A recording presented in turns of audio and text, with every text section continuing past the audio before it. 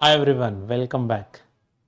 तो आज हम देखने जा रहे हैं डेवॉप्स फाउंडेशन का गिटहब का लेक्चर। ऑलराइट, ये डेवॉप्स फाउंडेशन का 6 वीडियो है। इसमें हम देखेंगे कि गिटहब का कौन कौन से चीज़ें, कौन कौन से बेसिक लेवल पे कमांड्स जो भी इम्पोर्टेंट है वो आज हम देखने जा रहे हैं।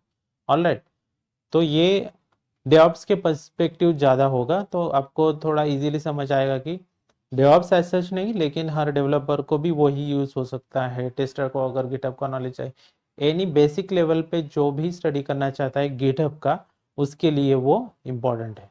Alright, so let's get started with importance of GitHub in DevOps. तो फर्स्ट हम देखेंगे गिटहब की डेफिनेशन क्या है, गिटहब हम एक्चुअली यूज़ क्यों करते हैं। राइट, तो गिटहब आपको अगर पता है रिपोजिटरी, विंडोज सिस्टम से अगर आपने इंटरैक्ट किया हो तो आपको पता होगा कि एक पर्टिकुलर फोल्डर में हम मल्टीपल फाइल्स रखते हैं। राइट, वो जैसे कि हमारे पर्टिकुलर रील्स रहेंगे, कोई यूट्यूब सॉन्ग्स रहेंगे, वो हम डाउनलोड करते करके एक पर्टिकुलर फोल्डर में रखते हैं।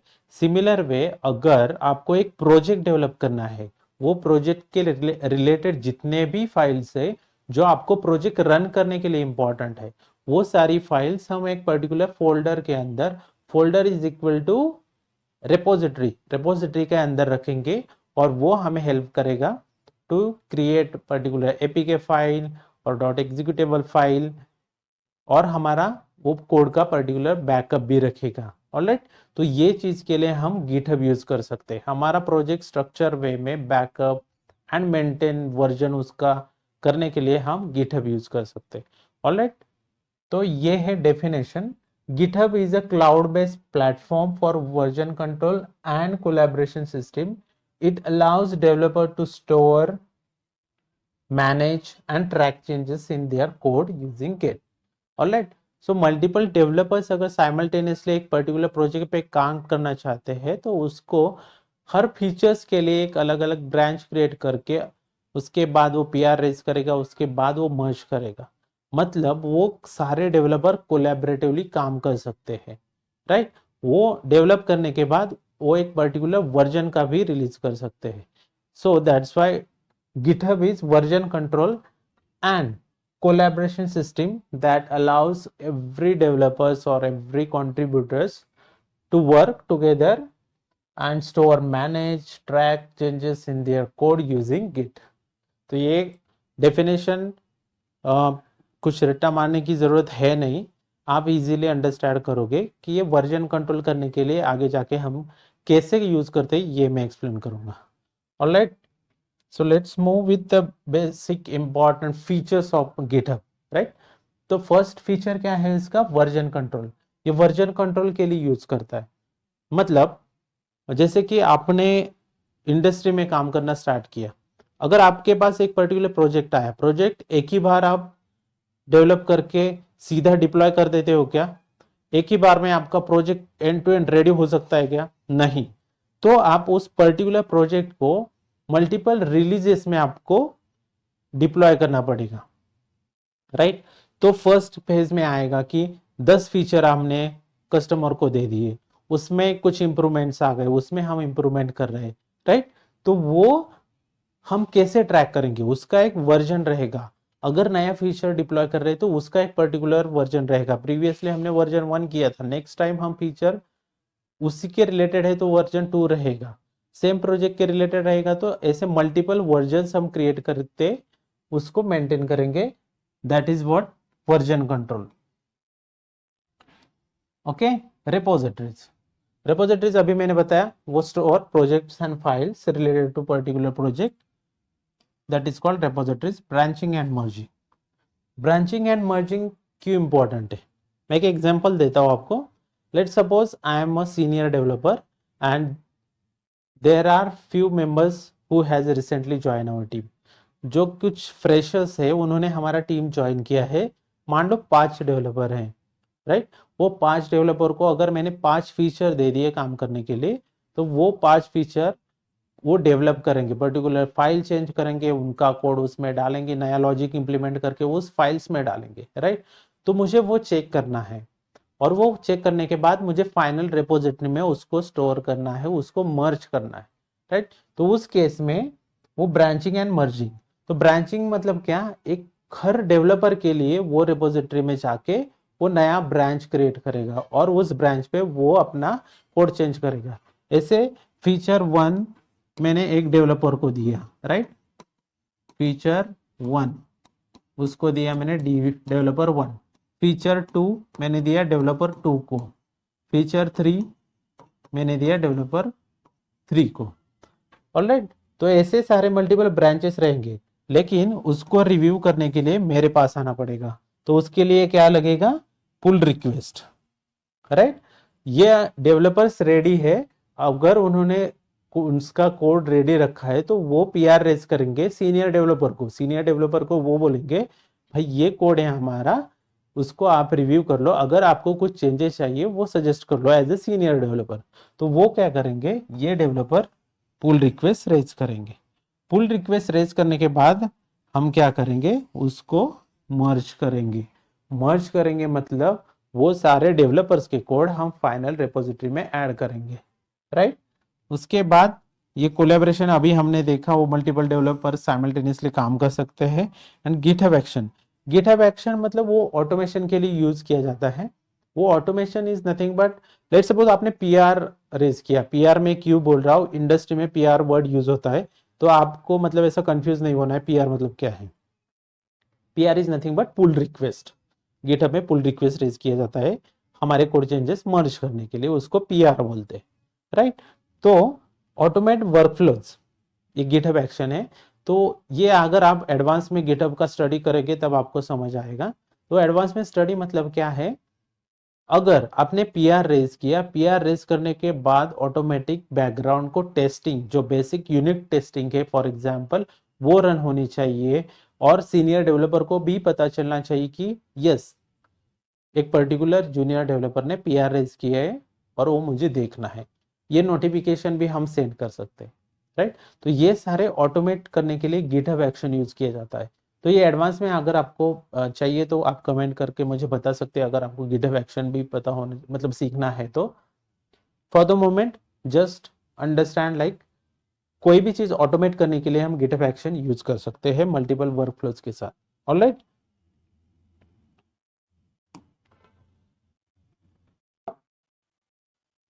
नेक्स्ट है वाई यूज गिटहब्स। तो गिटहब हम यूज करते हैं क्यों, ये कोलैबोरेशन वो तो मैंने प्रीवियसली एक्सप्लेन किया है। Provide backups for your code, enable open source contribution, integrate with various tools for automation. तो कोलैबोरेशन का मैंने आपको पहले ही बताया, मल्टीपल डेवलपर्स के साथ हम कैसे काम कर सकते हैं। Provide backup for your code, ये बहुत इंपॉर्टेंट है। प्रोवाइड बैकअप, अब ये गिटहब बैकअप कैसे प्रोवाइड करेगा।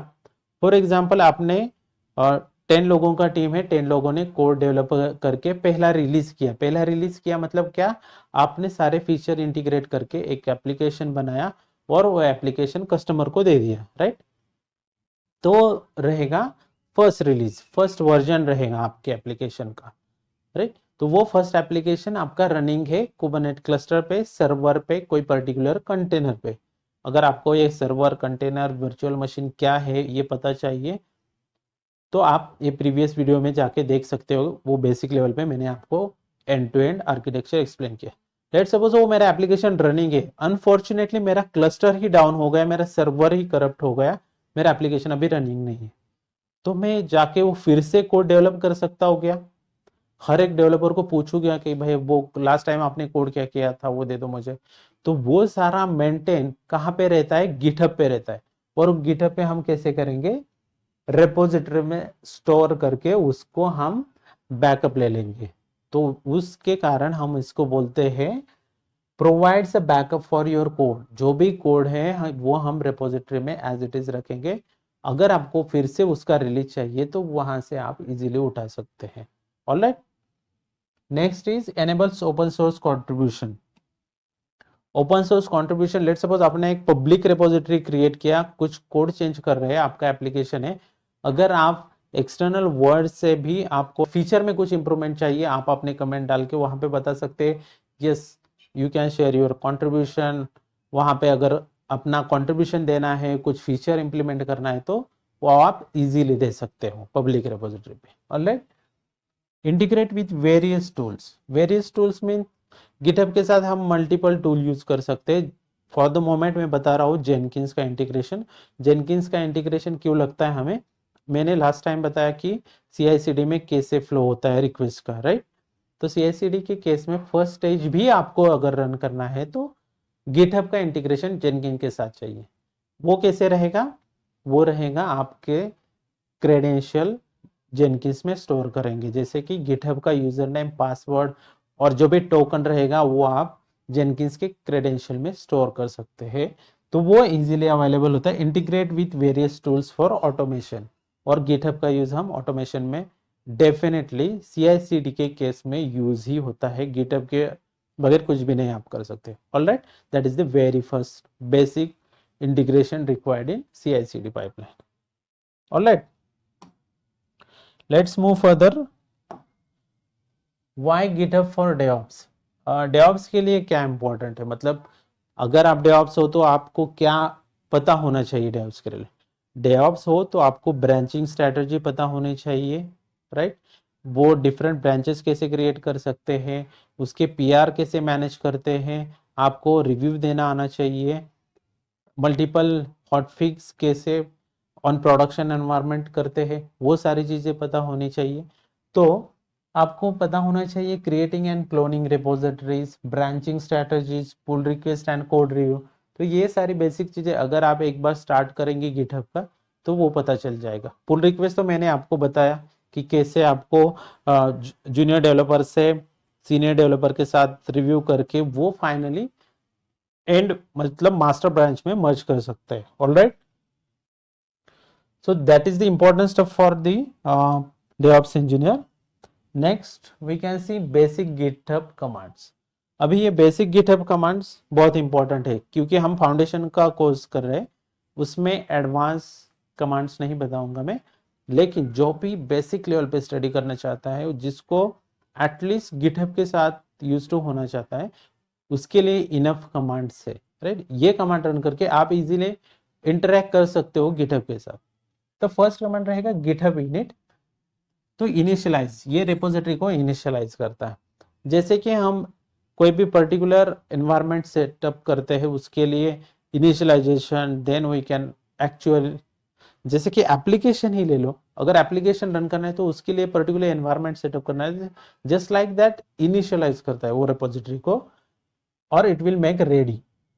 गिट क्लोन, ये मेरा सर्वर ए पे गिटहब रनिंग है और उस सर्वर से मेरे लोकल सिस्टम पे, मतलब मेरे कंप्यूटर पे अगर पर्टिकुलर कोड चाहिए तो मैं क्या करूंगा, ये रिपोजिटरी का URL ले लूंगा एंड यहां से गिट क्लोन टाइप करूंगा, git clone and that URL, वो URL दे दूंगा।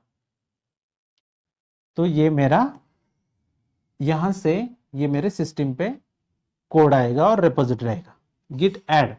गिट ऐड हम किस चीज के लिए यूज करते हैं, अगर एक पर्टिकुलर डेवलपर है, डेवलपर ने उसके सारे कोड चेंज कर दिए, वो कोड चेंज करने के बाद आपको वो सेव करने हैं लोकल सिस्टम पे, तो हम वो चेक करेंगे गिट ऐड डॉट मतलब all that file change by developer, इसके लिए ये डॉट इंपॉर्टेंट है। Then git add stage changes, वो सेव करेगा temporary to your local system.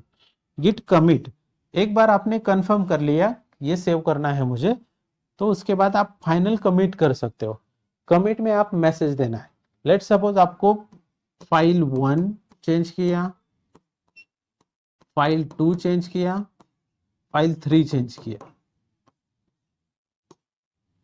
File 1 किस चीज के लिए हमने चेंज किया, मतलब यहाँ पे क्या रहेगा फाइल 1 में, जैसे कि वेरिएबल के चेंजेस है तो आप मैसेज में क्या टाइप करोगे, वेरिएबल चेंजेस, वेरिएबल चेंजेस।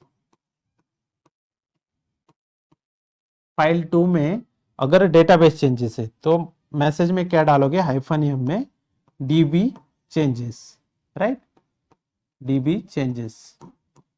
ऐसे आप डाल सकते हो git commit -m। -m important है क्योंकि हमें अगर कोई मैसेज देना है तो हाइफन एम हम यूज कर सकते हैं। Alright, Git push origin,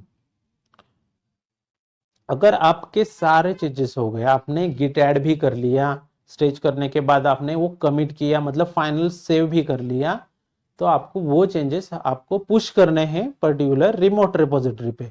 remote repository अब क्या है हमारी, ये सर्वर पे रिपोजिटरी जो है उसको हम बोलेंगे रिमोट रिपोजिटरी, क्योंकि ये हमने क्लोन करके लोकली ले लिया है। तो लोकली लेने के बाद फाइनल स्टेज क्या रहेगा, हम ये पुश करेंगे रिमोट रिपोजिटरी पे।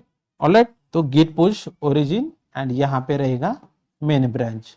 ये ब्रांच का नाम रहेगा, आप कोई भी ब्रांच दे सकते हो, यहाँ पे मेन दिया है, ये आपकी ब्रांच का नाम देके आप वो गिटहब के सर्वर पे पुश कर सकते हो। Alright, so next we can see, next slide is how to deal with GitHub branches. ये बहुत इंपॉर्टेंट है, मल्टीपल ब्रांचेस कैसे क्रिएट करेंगे, उसको मेंटेन कैसे करना है, राइट, ये आपको समझ लेना चाहिए। तो first thing is git branch, very basic command है लेकिन इंपॉर्टेंट है। आपको अगर चेक करना है पर्टिकुलर रेपो में, रेपोजिटरी में कितने सारे ब्रांचेस अवेलेबल है, तो गिट ब्रांच करने के बाद आपको वो सारे ब्रांच के नेम आ जाएंगे यहाँ पे। लेट सपोज फीचर 1 कोई रहेगा, फीचर 2 स्लैश पर्टिकुलर ब्रांच का नाम, ऐसे मल्टीपल ब्रांचेस आपको लिस्ट डाउन होंगे गिट ब्रांच के बाद। Git checkout hyphen B important है, लेकिन ये ब्रांच तो लिस्ट कर दिया, आपको नया ब्रांच ही बनाना है, तो आप नया ब्रांच कैसे बना सकते हो। ऑलराइट, तो उसके लिए आप करोगे git checkout hyphen B and आगे ब्रांच का नाम, राइट। तो ये देने के बाद आपका नया जो भी ब्रांच का नाम दिया है वो आपका क्रिएट हो जाएगा। अभी आपने वो नया ब्रांच क्रिएट किया, उसके बाद करेंगे गिट मर्ज। नया ब्रांच हमें मर्ज करना है पर्टिकुलर ब्रांच पे, मतलब ये रिव्यू करना है हमें डेवलपर के साथ, सीनियर डेवलपर के साथ, उसके बाद हम मर्ज करेंगे। मर्ज करेंगे मतलब क्या, पहला कोड है उसके साथ वो इंटीग्रेट करेंगे, मर्ज करेंगे, नॉट इंटीग्रेट, वो मर्ज करेंगे, राइट। गिट पुल ओरिजिन, पुल करने के लिए आपको यहाँ पे मेन ब्रांच अभी दिया है, लेकिन वो कोई भी ब्रांच नेम दे सकते हो आप, कोई भी ब्रांच नेम रहेगा, लेकिन आपको समझना है पुल क्यों जरूरत है। पुल का इंपॉर्टेंट क्या है, मतलब रेपोजिटरी में कोड है, जैसे कि 4 डेवलपर है, D1 D2 D3 D4, ऐसे 4 डेवलपर है, इसका कोड चेंज करके हो गया, इसका कोड चेंज करके हो गया, इसका भी हो गया और इसका ही बचा ऐसे, राइट। तो ये तीनों ने जो भी चेंजेस किए उसके साथ अभी ये मर्ज करना है, डेवलपर 4 का मर्ज करना है कोड। तो उस केस में हमें क्या करना है, ये सारे के चेंजेस ऑलरेडी मर्ज हुए हैं, राइट, मर्ज हुआ है उसको, राइट, मर्ज हुए कोड, मर्ज। तो ये मर्ज किए हुए कोड हमारे लोकल सिस्टम में तो अवेलेबल है नहीं, तो उस केस में हम क्या करेंगे, गिट पुल कमांड रन करेंगे। तो ये जो भी रेपोजिटरी में कोड है, जो भी मतलब सर्वर गिटहब सर्वर पे रेपोजिटरी पे है, वो हमारे लोकल सिस्टम में आके वो सेव हो जाएगा, राइट। तो सिंक लेटेस्ट चेंजेस, ये इंपॉर्टेंट है every time, it's a good practice to every time you will do git pull before merging or before pushing your changes to a remote repository. All right,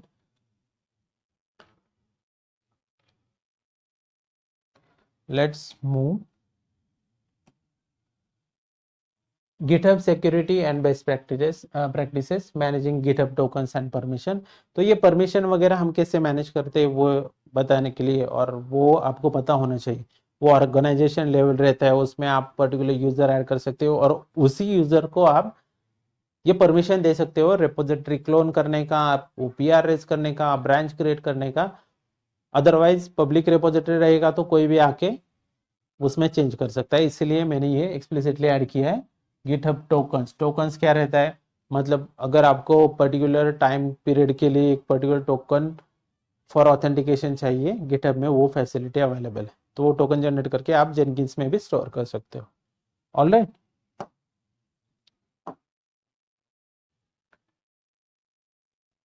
how code can be manage in IT organization on GitHub. तो ये important है। यहाँ पे हम देखेंगे कि IT industry में अगर नया प्रोजेक्ट आता है तो उसका कैसे गिटहब हायरार्की किया जाता है। तो वेरी फर्स्ट स्टेप इज, और टॉप लेवल में बोल सकते हैं, फर्स्ट लेवल में गिटहब ऑर्गेनाइजेशन क्रिएट करना पड़ता है। और उस ऑर्गेनाइजेशन में मल्टीपल यूजर्स ऐड करेंगे, जैसे कि 10 डेवलपर, 2 डेवऑप्स, 4 टेस्टर, ऐसे पर्टिकुलर टीम्स फॉर्म करेंगे और उस ऑर्गेनाइजेशन में ऐड करेंगे। सेकेंड लेवल पे क्या रहेगा, रेपोजिटरी। वो ऑर्गेनाइजेशन, लेट सपोज ऑर्गेनाइजेशन 1, उसमें रहेगा मल्टीपल रेपोज रहेंगे, रेपो 1, रेपो 2, रेपो 3, ऐसे मल्टीपल रेपोज रहेंगे, राइट। और वो भी डिपेंड रहेंगे प्रोजेक्ट वाइज, राइट। ये आप एक बार समझ आएगा ऑर्गेनाइजेशन में कैसे मल्टीपल रेपोजिटरी।